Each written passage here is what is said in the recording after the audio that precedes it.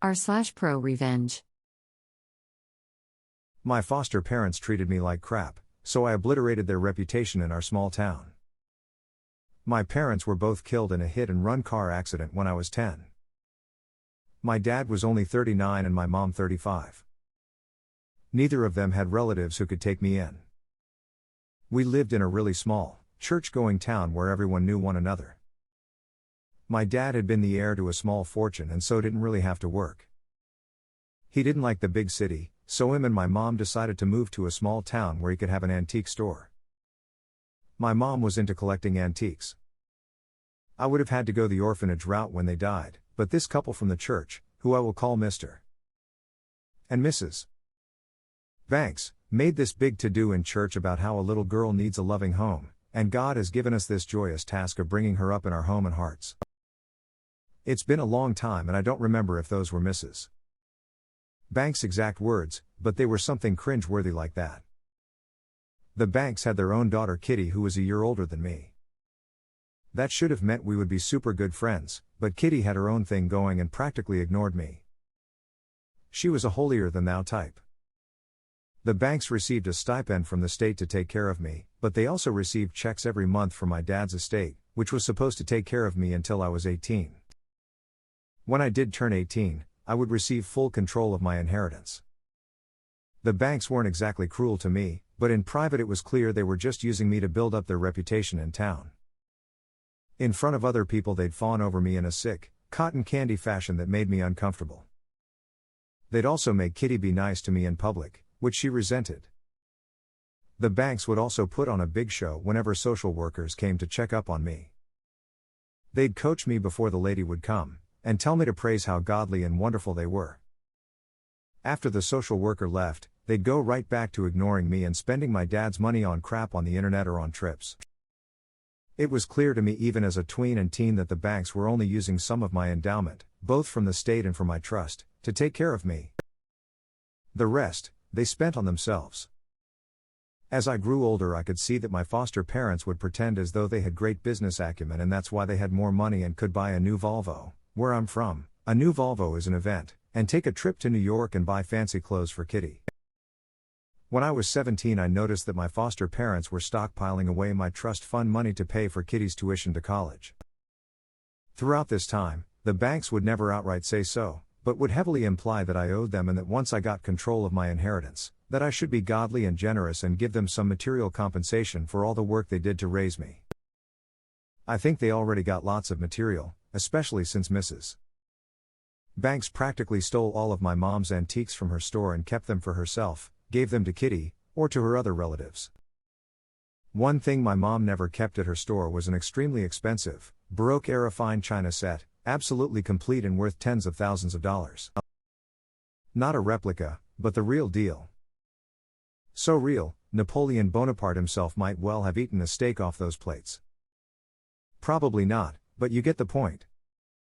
It was my china set of course, but Mrs. Banks thought I was an idiot and didn't know that.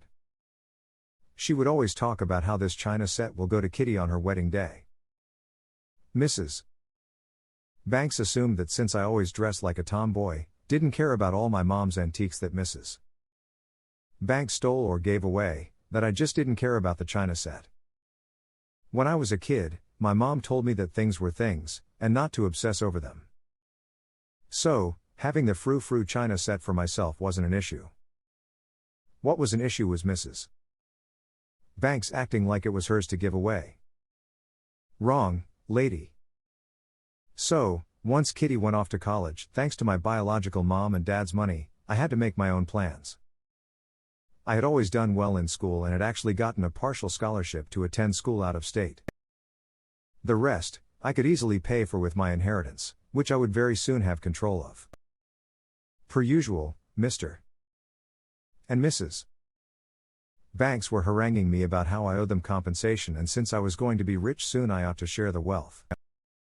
I figured that over the past 7 years they probably stole or misappropriated more than $200,000 of my parents' money, to say nothing of the state money they misused. I think they more than shared the wealth. I never promised anything, I just smiled and kept a tally of every single bank statement. I got them quarterly, that my trust issued over the years. The bank's family never shared them with me, of course, but when I asked the actual bank for a rundown, they were more than happy to oblige. I also wrote down every single major purchase my foster parents clearly made over the past 7 years with money that was clearly beyond their means as a housewife and an insurance salesman. Things such as a $40,000 car for cash, a used $20,000 car for cash that they gave to Kitty, trips to Hawaii, New York, cash gifts to the church that made them look super generous at my deceased parents' expense. I kept it all in a nice, 3-ring binder. I already arranged my travel to my new campus. I didn't have much stuff at the bank's house anyway, and had zero intention of coming back, at least to their home. The banks knew I was leaving but didn't bother seeing me off, because they assumed I'd come back to give them their due. I waited for our church's yearly antique sale extravaganza, set to begin in 3 days. Per usual, the banks donated all sorts of random stuff, many of it knickknacks that used to belong to my mom and technically belonged to me. They weren't shy about giving away my stuff and taking credit for it. While Mr. and Mrs. Banks were on one of their shopping sprees with my parents' money and away from their house, I boxed up the china set and brought it to church. I told the rummage sale committee that Mrs. Banks wanted to donate the priceless antiques for sale, all benefits to go to the church. This donation is made in the name of Mr. and Mrs. Banks. I was being fair. If Mrs. Banks was really so godly, she would be delighted that such a wonderful donation be made in her name. Sadly, I knew she'd go the other way, because she was faker than porn star implants. The ladies were flabbergasted, especially when I told them the appraisal of the set's value. I also told them that if they needed proof of ownership and right to sell, to contact the number of a certain attorney in New York. They thanked me profusely and praised the Lord Jesus for Mrs. Banks' generosity. This would be the most expensive item in their sales history. Everyone knew no one could afford to buy the set outright, but everyone would love to buy the pieces piecemeal. Like, I got a cup and saucer, or I got one of the chargers. I got an egg cup. The banks were supposed to work the sale the second day and I wasn't there. What I did hear was that my foster mom went ballistic when she saw her china set for sale, and that it was a huge hit, and ladies from all over the county had bought pieces of it, and it raised so much money for the church. My foster mom threw a tantrum, and said that I had stolen the set from her house. The ladies at the church explained that I had made the donation in her name, and she was getting credit for the donation to the church.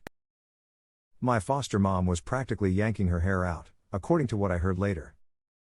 She was trying to track down who had bought pieces, and trying to get them back. Of course, she was unsuccessful. What she was successful in was looking like a grade A douchebag. The entire church thought she was selfish and materialistic and acting very ungodly, especially the way she cursed her foster daughter. A week later, my foster parents received a package by registered mail from me and my attorney. It contained my binder where I showed my bank statements and also a list of all their spending extravagances. It also contained a warning from my attorney that should they ever try to contact me again for money, that they will receive a bill and a court date. That was that. 10 years later, I work as a third-grade teacher. I'm married to an accountant, and we have a 3-year-old son and 1-year-old daughter. Kitty ended up working through college, and as we've gotten older, we've reconnected. She apologized for the way she acted when we were kids.